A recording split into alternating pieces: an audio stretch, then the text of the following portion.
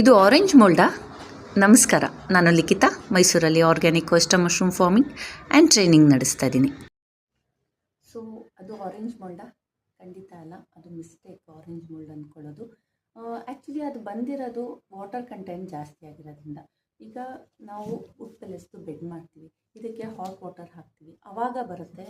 ಆವಾಗ ಏನಾಗುತ್ತೆ, ನಮಗೆ ಇದಕ್ಕೆ ಹಾಕಬೇಕಾಗಿರೋದು 1.5 to 1.8 ಲೀಟರ್ಸ್ ಅಷ್ಟು ವಾಟರ್ ಹಾಕಬೇಕಾಗುತ್ತೆ. ಅದೇ ನಾವು ಅದಕ್ಕಿಂತ ಜಾಸ್ತಿ ಹಾಕಿದಾಗ ಅದೇ wood pellets depending on the wood pellets ನಮ್ಮದು ವಾಟರ್ ಕಂಟೆಂಟ್ ಚೇಂಜ್ ಆಗುತ್ತೆ. ಸೊ ಅದರ ಬೇಸಿಸ್ ಮೇಲೆ ನಾವು ವಾಟರ್ ಹಾಕಿರ್ತೀವಿ. ಅದೇನಾದ್ರು ಜಾಸ್ತಿ ಆದಾಗ ಮತ್ತು ಅದು ಏರಿಯೇಷನ್ ಆಗ್ತಾ ಇರುತ್ತೆ, ಅದರಲ್ಲಿ ವಾಟರ್ ಡ್ರಾಪ್ಲೆಟ್ ಕಲೆಕ್ಟ್ ಆಗ್ತಾ ಇರುತ್ತೆ.